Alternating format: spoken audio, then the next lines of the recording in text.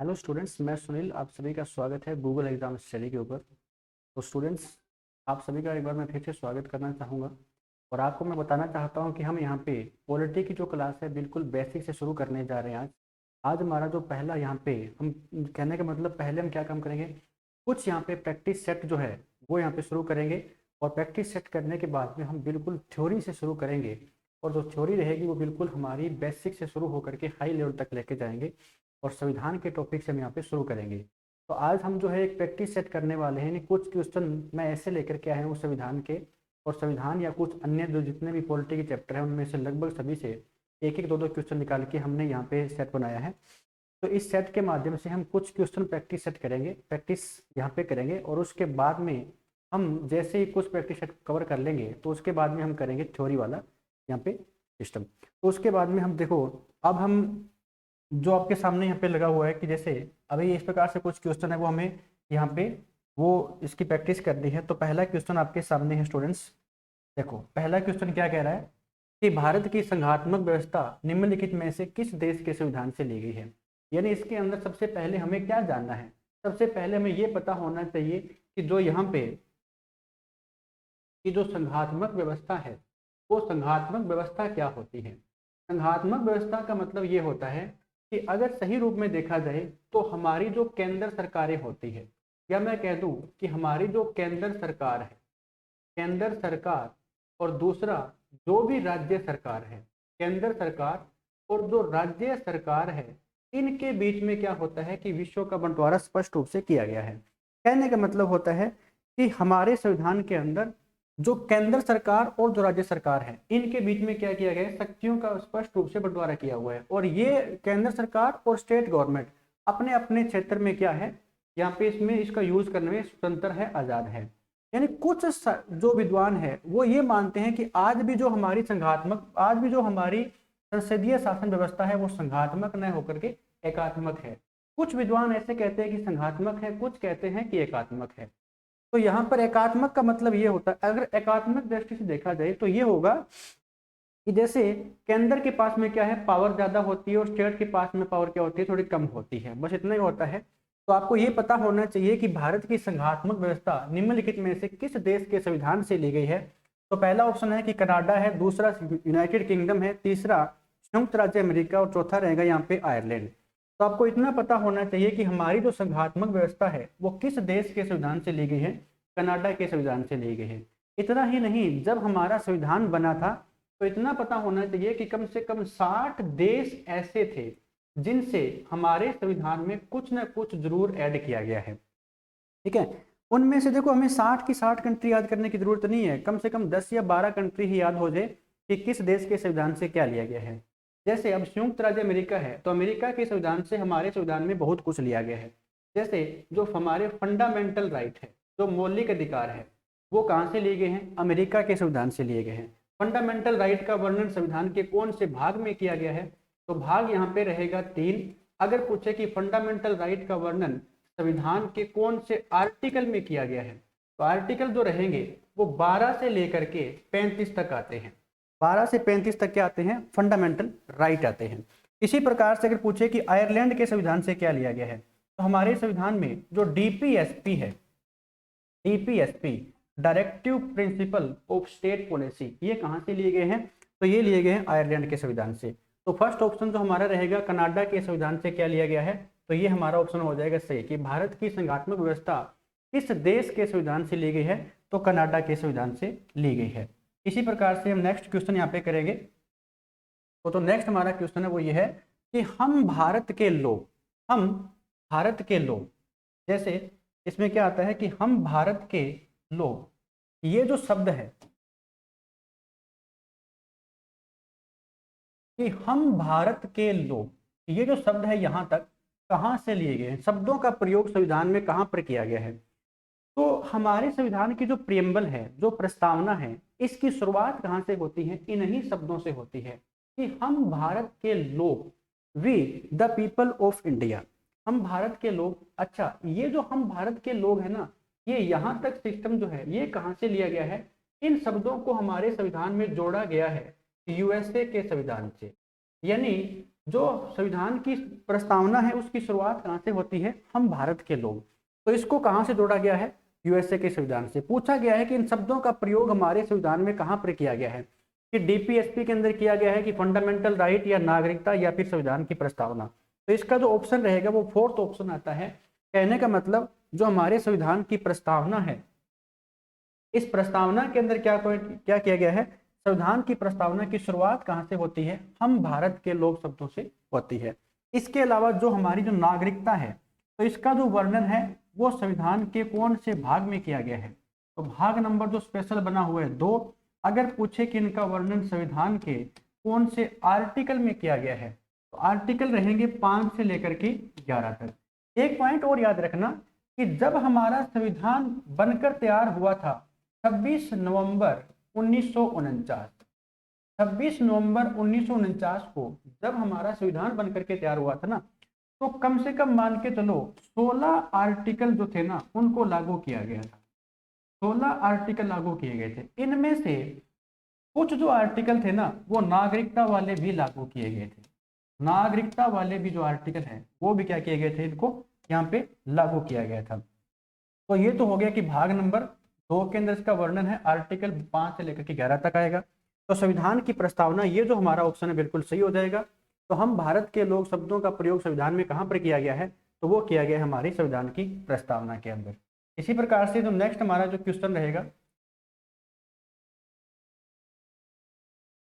Next हमारा question है, राज्य पुनर्गठन आयोग ने 1 नवंबर 1956 को कितने राज्य और कितने संघ राज्य का गठन किया था? अब ये जो क्वेश्चन है ना आपके सामने जो आया है, भारत आजाद होने के बाद में जो भारत की स्थिति थी वो ये थी, जो इंडिया की स्थिति थी कुछ इस प्रकार से थी कि जैसे ही भारत आजाद हुआ था तो भाषाई आधार पर राज्यों की जो मांग है वो उठने लगी थी, कि भाषा के आधार पर जो है ना राज्य अलग बनाया जाए। इसी प्रकार से लेकर के बहुत सी मांगे उठी थी। तो सबसे पहले क्या होता है कि जब इस स्थिति को देखा गया था तो उसमें भारत के प्रधानमंत्री कौन थे? पंडित जवाहरलाल नेहरू थे आजाद होने के बाद में। तो उन्होंने क्या काम किया था? एक कमेटी बनाई थी। जैसे ही भारत आजाद हुआ था 15 अगस्त 1947, 1947 में आजादी मिलने के बाद में एक समिति बनाई थी। और समिति किसके द्वारा बनाई गई थी? समिति बनाई गई थी पंडित नेहरू के द्वारा। समिति जो है पंडित जवाहरलाल नेहरू ने बनाई थी। और इसमें क्या किया गया था? जो इलाहाबाद हाई कोर्ट के न्यायाधीश थे एस के धर, इनकी अध्यक्षता में एक कमेटी बनती है। और एक कमेटी बनी थी 27 नवंबर 1947 को, कि क्या हम भाषा के आधार पर किसी भी राज्य को बना सकते हैं। इस कमेटी को यह निर्णय देना था। तो इस कमेटी ने क्या काम किया था? दिसंबर 1948 के अंदर, दिसंबर 1948 के अंदर अपना निर्णय यानी अपनी रिपोर्ट सौंप दी थी। और कहा कि हम जो है ना भाषा के आधार पर किसी भी स्टेट को नहीं बना सकते। किस आधार पर बना सकते हैं? प्रशासनिक सुविधा के आधार पर किसी भी स्टेट को बना सकते हो। फिर इसके बाद में एक और कमेटी बनी थी। उस कमेटी का जो नाम आता है वो JVP, जवाहरलाल नेहरू, सॉरी यहाँ पे जो आपके रहेंगे डॉक्टर राजेंद्र प्रसाद आएंगे, डॉक्टर राजेंद्र प्रसाद के द्वारा जो है कमेटी बनी थी। तो JVP कमेटी बनती है, ये बनी थी दिसंबर 1948 के अंदर।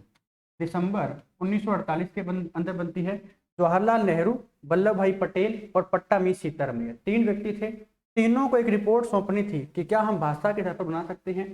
तो इनकी रिपोर्ट के अंदर भी यही साबित हुआ कि हम भाषा के आधार पर स्पेशल स्टेटें नहीं बना सकते हैं। तो फिर आपको पता होना चाहिए कि भाषा के आधार पर बनने वाला जो अक्टूबर 1953 का समय था, कि भाषाई आधार पर बनने वाला सबसे पहला जो राज्य आएगा वो बनता है आंध्र प्रदेश। भाषाई आधार पर सबसे पहला राज्य कौन सा बना था? आंध्र प्रदेश बनता है। उसके बाद में क्या होता है कि एक राज्य पुनर्गठन आयोग आता है। राज्य पुनर्गठन आयोग स्थापित हुआ था। और ये राज्य पुनर्गठन आयोग जो है किसकी अध्यक्षता में? तो उस व्यक्ति का नाम यहाँ पे आता है कि फजल अली आयोग बनाया गया। फजल अली आयोग यहाँ पे बना था। और इस आयोग को कब बनाया गया था? तो ये बनता है 1953 के अंदर। 1953 के अंदर बना। इसने जो अपनी रिपोर्ट पेश की थी, इसने अपनी रिपोर्ट कब पेश की थी? 1955 के अंदर पेश की थी। और लागू कब किया गया था? तो इसी के आधार पर क्या होता है कि 7वां अमेंडमेंट होता है 1956 के अंदर। इसके आधार पर क्या किया गया था, 1 नवंबर 1956 को क्या हो जाता है, अब इसने पूछा है कि कितने राज्य और कितने संघ राज्य बनाए गए थे। तो आपको पता होना चाहिए कि इसके आधार पर सबसे पहले ये नियम तय हुआ कि हम क्या काम करेंगे, 16 राज्य और 3 क्या बनाएंगे, 3 यूटी बनाएंगे। लेकिन इसको फिर से चेंज किया गया था और कितना कर दिया गया था, तो वहां पे 14 राज्य और 6 यूटी वहां पे कर दिए गए थे। यानी ये ऑप्शन हमारा क्या रहेगा, सही रहेगा। पूछा क्या गया है कि राज्य पुनर्गठन आयोग के आधार ने 1 नवंबर 1956 को कितने राज्य और कितने संघ राज्य बनाए थे, तो 14 राज्य और 6 क्या आती है, यूटी बनाती है। तो ये हमारा इस प्रकार से क्वेश्चन हो जाता है। तो फर्स्ट ऑप्शन इसका हमारा यहाँ पे सही रह जाता है। उसके बाद में जैसे हमारा नेक्स्ट क्वेश्चन आता है, निम्नलिखित में से किस संविधान द्वारा मौलिक अधिकारों के संरक्षण की शक्ति दी गई है, किसको संविधान द्वारा मौलिक अधिकारों के संरक्षण की शक्ति दी गई है। तो इसने पूछा क्या है कि हमारे जो फंडामेंटल राइट है, हमारे जो मौलिक अधिकार है, उसको सुरक्षा प्रदान कौन करता है, यानी उसकी सुरक्षा की गारंटी जो है वो कौन कर देता है। यानी हमारे जो फंडामेंटल राइट है, आर्टिकल 12 से लेकर के 35 तक है, उसकी गारंटी हमें कौन प्रदान करता है। तो ये 4 ऑप्शन आपके सामने है, भारत के सभी न्यायालयों को, संसद को, राष्ट्रपति को, सर्वोच्च न्यायालय एवं उच्च न्यायालय को, दोनों को। बताइए।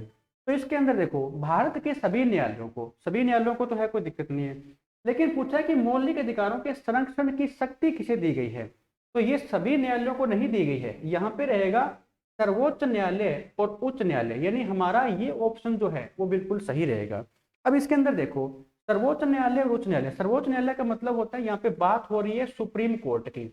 अगर किसी भी व्यक्ति के फंडामेंटल राइट का हनन हो रहा है, तो हमारे पास में एक आर्टिकल है, आर्टिकल 32, और ये जो आर्टिकल 32 है, इसे डॉक्टर BR अम्बेडकर ने क्या कहा था कि यह आर्टिकल हमारे संविधान की क्या है, आत्मा और हृदय है। यूं ही नहीं कहा था, इसके पीछे वजह क्या है, यही वो आर्टिकल है जो प्रत्येक नागरिक को सीधा सुप्रीम कोर्ट में पहुंचने की आज्ञा देता है। कहने का मतलब वो पावर हमारे पास में है। ये तो है सुप्रीम कोर्ट। 32 के तहत क्या करता है, सुप्रीम कोर्ट जो है वो रिट जारी करता है। और कितने प्रकार की रिट जारी करता है, तो सुप्रीम कोर्ट जो है 5 प्रकार की रिट जारी करता है। दूसरा पॉइंट, जो उच्च न्यायालय होता है, उच्च न्यायालय का मतलब होता है कि यहाँ पे हाई कोर्ट की बात हो रही है, और हाई कोर्ट क्या काम करेगा, आर्टिकल 226 के तहत क्या काम करता है, रिट जारी कर सकता है या रिट जारी करता है। तो इसीलिए क्या कहा गया है कि निम्नलिखित में से किसको संविधान द्वारा मौलिक अधिकारों के संरक्षण एवं संरक्षण की शक्ति दी गई है। तो यहाँ पे क्या आता है, सर्वोच्च न्यायालय एवं उच्च न्यायालय को यह शक्ति प्रदान की गई है। तो इस प्रकार से ये हमारा क्वेश्चन यहाँ पे हो जाता है। अभी हम नेक्स्ट क्वेश्चन करते हैं। तो नेक्स्ट क्वेश्चन हमारा क्या है, निम्नलिखित में से कौन सा युग्म सुमेलित नहीं है। अब देखो, आपको ये बताना है कि कौन सा जो युग्म है वो सुमेलित नहीं है। मतलब क्या हुआ, सबसे पहले हमें पता होना चाहिए कि ये जो आर्टिकल हमारे सामने है ये क्या है, फंडामेंटल राइट है कि DPSP है कि किसके अकॉर्डिंग चलते हैं।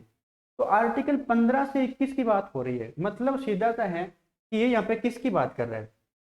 तो यहाँ पे जो बात हो रही है ना, ये हमारे फंडामेंटल राइट की बात हो रही है। किसकी बात हो रही है, फंडामेंटल राइट की बात हो रही है, मौलिक अधिकारों की बात हो रही है। और मौलिक अधिकारों का मतलब मैंने अभी आपको बताया है कि कौन से भाग में वर्णन किया गया है। तो भाग नंबर तो इसका रहेगा 3। अगर पूछे कि इनका वर्णन कौन से आर्टिकल में किया गया है, तो फंडामेंटल जो राइट है वो आर्टिकल 12 से लेकर के 35 तक इनका वर्णन आता है। अब इसने पूछा क्या है कि कौन सा युग्म सुमेलित नहीं है। तो देखो, अनुच्छेद 15, धर्म, मूल वंश, जाति, लिंग या जन्म स्थान के आधार पर भेदभाव नहीं। ये तो बिल्कुल सही बात यहाँ पे कही गई है। आर्टिकल 15 क्या कहता है कि किसी के साथ में भेदभाव नहीं किया जाएगा। अनुच्छेद यहाँ पे 17, उपाधियों का अंत। अनुच्छेद 18, सैन्य उपाधियों का अंत। अनुच्छेद 21, प्राण व दैहिक स्वतंत्रता। इसमें देखो, इसने पूछा है कि सुमेलित नहीं है, तो ये यहाँ पे सुमेलित नहीं है। अनुच्छेद 17 के अंदर क्या आता है, ये जो उपाधियों का अंत है ना, ये यहाँ पर नहीं आता है। अनुच्छेद 17 के अंदर क्या आता है, छुआछूत का अंत आता है। छुआछूत का अंत, ये कौन से आर्टिकल में आता है, तो आर्टिकल नंबर 17 में आता है। या फिर आप इसे ऐसे भी कह सकते हो, अस्पृश्यता का अंत। अस्पृश्यता का अंत कौन से आर्टिकल में आता है, तो अस्पृश्यता का अंत जो है वो आर्टिकल नंबर 17 के अंदर आता है। उपाधियों का जो अंत है ना, वो आर्टिकल 18 के अंदर आता है। सैन्य उपाधियों का जिक्र हो चाहे अन्य उपाधियों का हो, तो उपाधियों का वर्णन कौन से आर्टिकल में रहेगा, आर्टिकल नंबर 18 में रहेगा, यहाँ पर नहीं आता है। तो पूछा क्या है कि कौन सा युग्म सुमेलित नहीं है, तो ये युग्म सुमेलित नहीं है, बाकी ये सही है। अनुच्छेद 21 प्राण और दैहिक स्वतंत्रता बिल्कुल सही है। चलिए नेक्स्ट क्वेश्चन के ऊपर।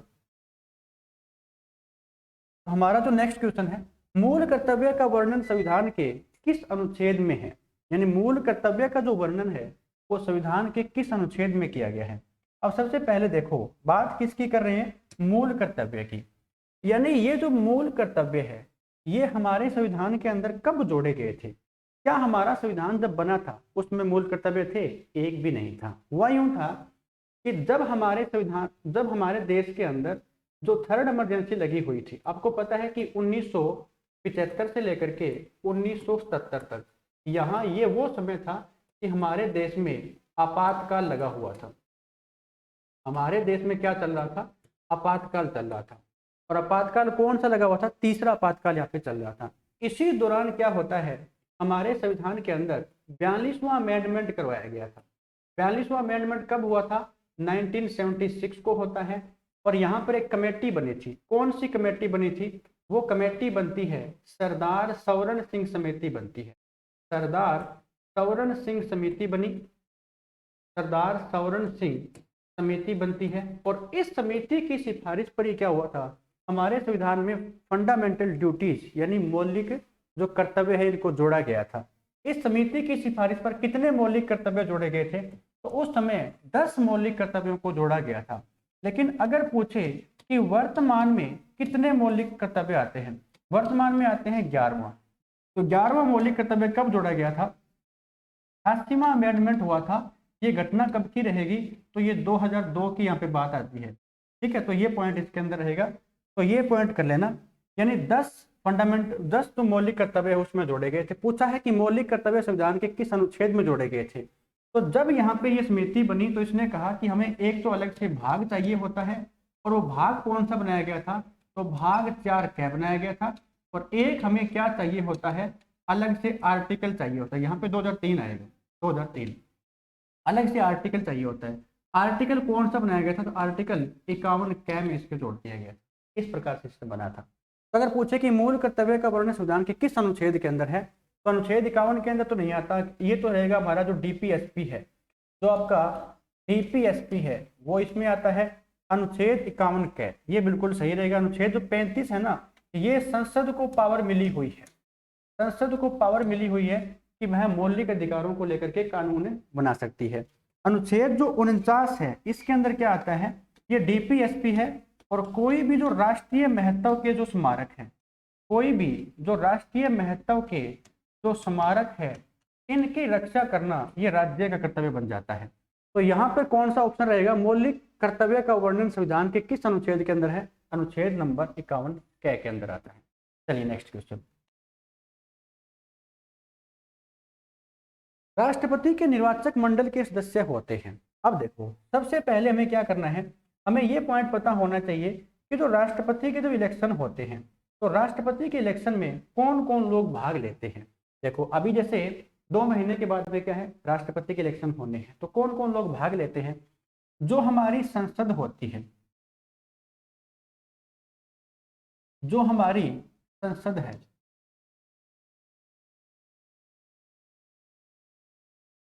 जो हमारी पार्लियामेंट है, जो संसद है, संसद के क्या सभी सदस्य भाग लेते हैं?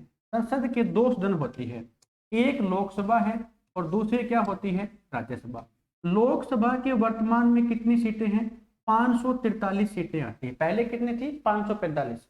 लेकिन 2019 के अंदर 2 सदस्यों को यहाँ पे मतलब स्थगित कर दिया गया था। कौन से थे? Anglo Indian. 543 ये रहेंगे। और ये क्या होते हैं? 543 जो है ना ये निर्वाचित होते हैं, तो ये भी रहेंगे। जो राज्यसभा है इसकी 245 सीटें हैं, लेकिन 245 में से 12 क्या होते हैं? 12 जो है ये राष्ट्रपति के द्वारा मनोनीत होते हैं। तो जो मनोनीत व्यक्ति होते हैं ये तो भाग लेते नहीं। तो यहाँ से कितने व्यक्ति भाग लेते हैं?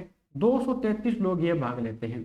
तो 543 ये, 233 ये, प्लस जो राज्यों की विधानसभाएं होती है, टोटल पूरे भारत के अंदर 4120 क्या है? एमएलए हैं। तो ये भी यहाँ पे भाग लेते हैं। हमें इतना पता होना चाहिए कि जब राष्ट्रपति का इलेक्शन होता है तो कुल कितने लोग भाग लेते हैं?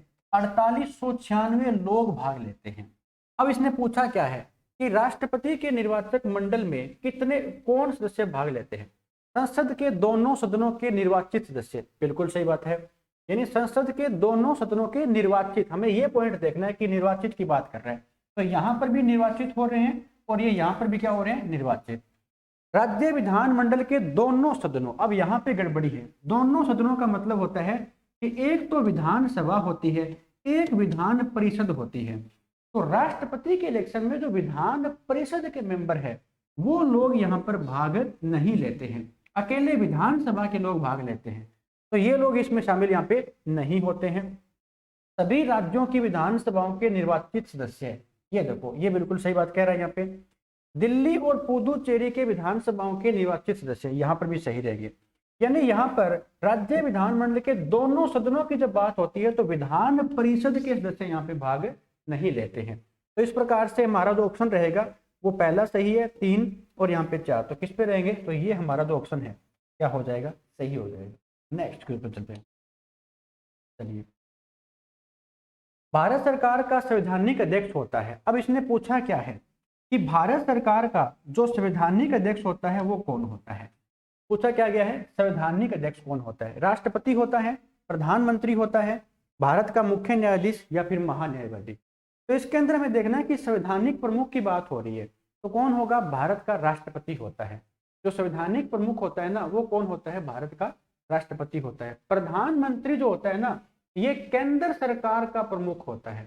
अगर पूछे कि केंद्र सरकार का प्रमुख कौन होता है, केंद्र सरकार का प्रमुख कौन होता है, तो केंद्र सरकार का जो प्रमुख होता है ना वो प्रधानमंत्री होता है। भारत का मुख्य न्यायाधीश महान्यायवादी ये नहीं हो सकते। अगर ये पूछ ले कि वर्तमान में भारत के मुख्य न्यायाधीश कौन है, तो वर्तमान में जो आते हैं वो NV रमना आते हैं। NV कौन आते हैं? NV रमना आते हैं। कौन से क्रम के हैं? तो ये वर्तमान में 48वें क्रम के हैं। इसके अलावा अगर पूछे कि महान्यायवादी, तो वर्तमान में भारत के महान्यायवादी कौन है और इनका कौन से आर्टिकल में इनका वर्णन किया गया है, तो आर्टिकल अगर पूछे तो आर्टिकल रहेगा 76 के अंदर वर्णन आता है। महान्यायवादी का मतलब होता है कि सेंट्रल गवर्नमेंट या फिर देश का सबसे बड़ा क्या होता है? विधि अधिकारी होता है। पूछा क्या गया है? संवैधानिक अध्यक्ष कौन होता है? तो भारत का राष्ट्रपति। चलिए नेक्स्ट क्वेश्चन। राज्यसभा के सदस्यों का कार्यकाल कितने वर्षों का होता है? अब देखिए ऐसे क्वेश्चन के अंदर जो स्टूडेंट्स होते हैं बहुत गलती करते हैं। कैसे? राज्यसभा के सदस्यों का कार्यकाल कितना होता है? पूछा क्या गया है? कार्यकाल किसका? राज्यसभा के सदस्यों का। देखो जो राज्यसभा होती है ना, राज्यसभा के अंदर कुछ कंफ्यूजिंग वाले पॉइंट आते हैं। कैसे? राज्यसभा का जो सभापति होता है, राज्यसभा का जो सभापति है वो कौन होता है? राज्यसभा का सभापति भारत का उपराष्ट्रपति होता है। राज्यसभा का सभापति कौन होता है? भारत का उपराष्ट्रपति होता है। कौन से आर्टिकल के अंदर ये बताया गया है? तो संविधान के कौन से आर्टिकल में कहा गया है? आर्टिकल 64 के अंदर बताया गया है। यानी राज्यसभा का जो सभापति है ये भारत का उपराष्ट्रपति होता है। ठीक है। अब इसने पूछा है कि राज्यसभा के सदस्यों का कार्यकाल, अगर ये पूछता कि राज्यसभा के सभापति का कार्यकाल कितना होता है, तो भारत का राष्ट्र उपराष्ट्रपति होता है, और उपराष्ट्रपति का जो कार्यकाल होता है वो कितने वर्षों का होता है? वो तो होता है 5 वर्षों का। पूछा क्या है? राज्यसभा के सदस्यों का कार्यकाल। आपको पता है कि वर्तमान में टोटल कितने मेंबर है? 245। क्या इन 245 में भारत का उपराष्ट्रपति शामिल होता है? नहीं होता। ये राज्यसभा का मेंबर है, नहीं होता है। पूछा है सदस्यों का कार्यकाल, तो सदस्यों का जो कार्यकाल होता है वो कितने वर्ष होता है? 6 वर्ष का होता है। तो इसका ऑप्शन रहेगा यहाँ पे 4, 6 वर्ष। चलिए नेक्स्ट क्वेश्चन।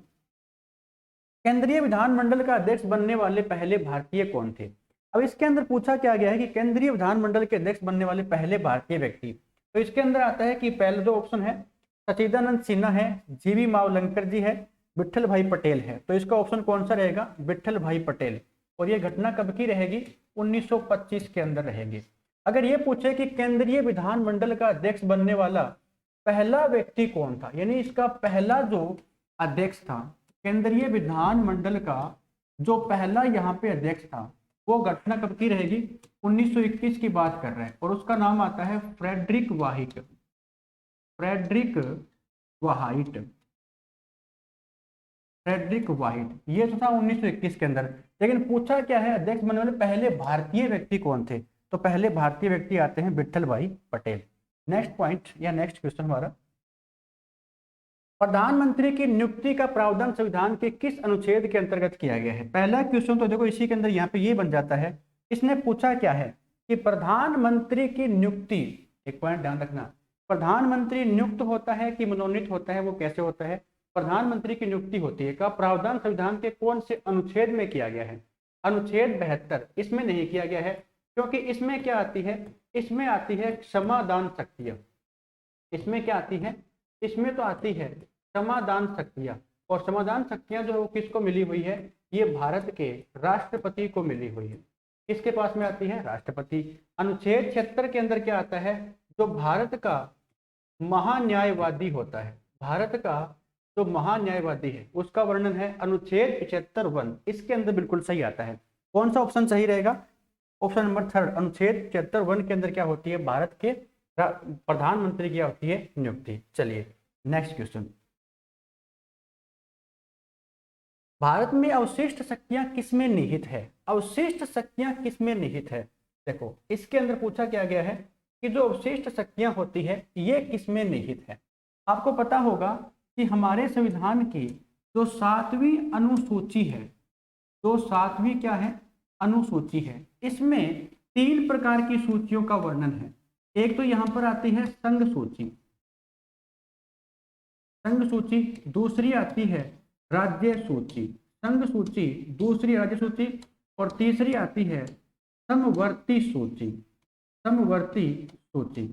अगर कोई भी विषय इन तीनों के अंदर नहीं आ रहा है, सॉरी तीनों नहीं, इन दोनों के अंदर में अगर कोई सब्जेक्ट नहीं आ रहा है तो वो विषय कहाँ पे आता है? अवशिष्ट शक्तियों के अंदर आएगा। और ये अवशिष्ट शक्तियां किस में निहित है, ऐसा पूछा गया है। तो अवशिष्ट शक्तियों का जो वर्णन है, अगर ये पूछ ले कि इनका वर्णन संविधान के कौन से आर्टिकल में किया गया है, तो अवशिष्ट शक्तियों का वर्णन संविधान के आर्टिकल 248 में किया गया है। तो किस में निहित है? केंद्र सरकार के अंदर, यानी केंद्र सरकार उनके ऊपर कानून बनाती है। चलिए नेक्स्ट क्वेश्चन, ठीक है, हो गया। तो आज के लिए स्टूडेंट्स इतना ही रहेगा। हमने लगभग 12 से लेकर के 13 क्वेश्चन इसके अंदर प्रैक्टिस के अंदर, ये प्रैक्टिस सेट के अंदर हमने किए हैं।